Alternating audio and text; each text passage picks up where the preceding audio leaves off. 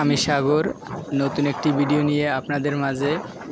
আপনারা এই চ্যানেলে এর আগে নাচ গান বা হাঁস মুরগি বা পশু পাখি নিয়ে ভিডিও দেখেছেন, কিন্তু আজকে আমি আপনাদের মাঝে নতুন বা ভিন্নধর্মী একটি ভিডিও নিয়ে হাজির।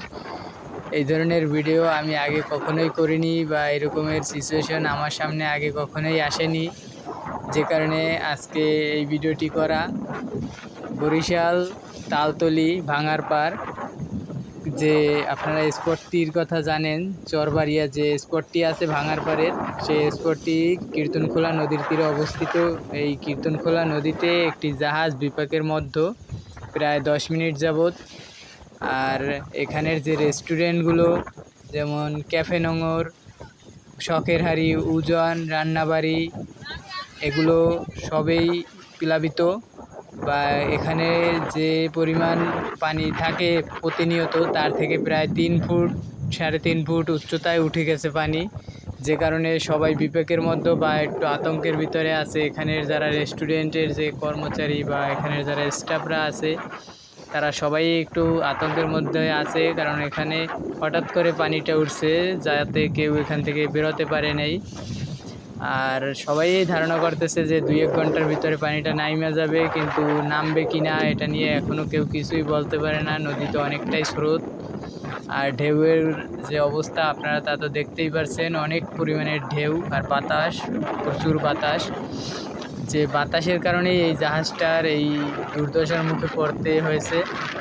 নিয়ন্ত্রণ হারাই গেছে জাহাজটার, যে কারণে জাহাজটা প্রায় 10 মিনিট যাবত ওই একই জায়গা থেকে ঘুরতেছে, কারণ বাতাসের যে পরিমাণ চাপ, এই চাপের কারণে জাহাজটি নিয়ন্ত্রণ হারিয়ে ফেলেছে।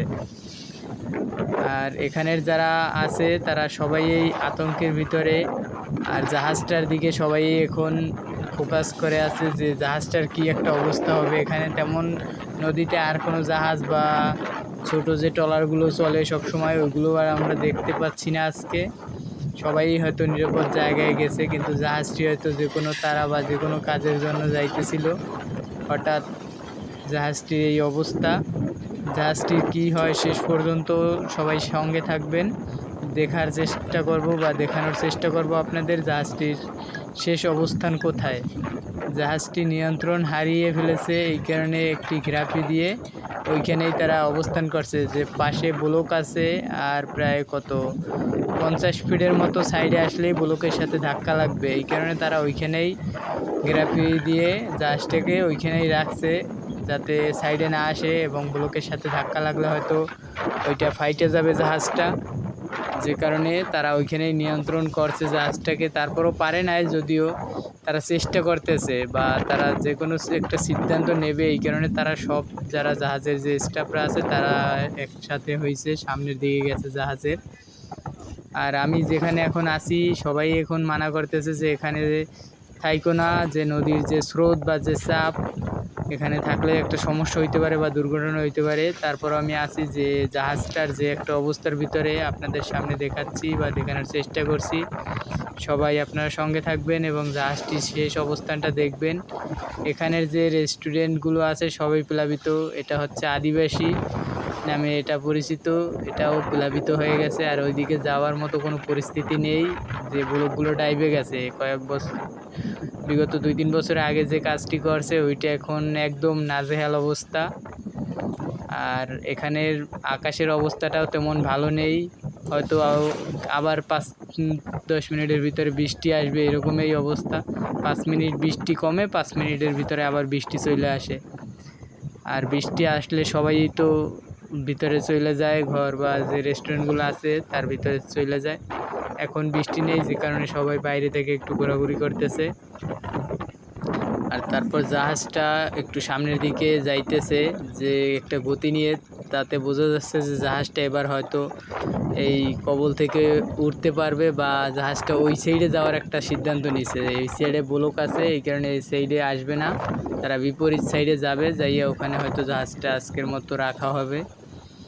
তারপরে রাখতে পারলে এটাই আমাদের কাছে, সবার কাছে হয়তো ভালো লাগবে। আজকের এই ভিডিওটা সবাই শেয়ার করবেন, সবাই ভিডিওটার সাথে থাকবেন, বা এই চ্যানেলে যারা নতুন বা আমার চ্যানেলটাই নতুন বলতে গেলে সবাই একটু সাপোর্ট করবেন। বা আমি ইউটিউবে তেমন বুঝি না, বা এই বিষয়টা নিয়ে আমার তেমন কোনো এক্সপেরিমেন্ট নেই, এই ধরনের ভিডিও আমি আগে কখনো করি নাই, যে কারণে ভুল ত্রুটি অনেক হতে পারে। সবাই ক্ষমা দৃষ্টিতে দেখবেন, বা ভিডিওটার যেসব অংশ আপনাদের খারাপ কোনো সমস্যা হলে এই বিষয়টা জানাবেন, যাতে নেক্সট টাইম আমি চিন্তা করব বা চেষ্টা করব যে ভিডিওটা এভাবে না করে অন্যভাবে করলে হয়তো ভালো হতো, বা যে সমস্যাগুলো আছে আমি সমাধানের চেষ্টা করব। যাক, সবাই ভিডিওটা দেখতে থাকেন।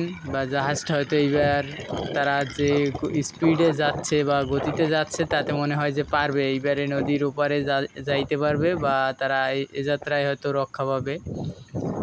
যাক, আমরা সবাই আশাবাদী যারা ভিডিওটি দেখছেন, বা আমরা পাশে যারা আছি সবাই আমরা বলতেছি যে যাতে জাহাজটি রক্ষা পায় বা সুষ্ঠুভাবে ওপারে যাইতে পারে।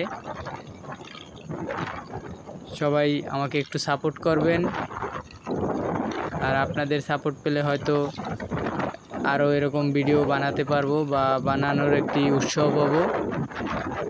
জাহাজটি হয়তো এ যাত্রায় ওপারে যাচ্ছে, আর আকাশের অবস্থাটাও তেমন ভালো নেই, কালো মেঘ আর সাদা মেঘ, দুই দিকে দুই রকমের। বরিশাল সদরের দিকে কালো মেঘ করা, আর তালতলির যে অংশটা সেখানে সাদা মেঘ করা আছে।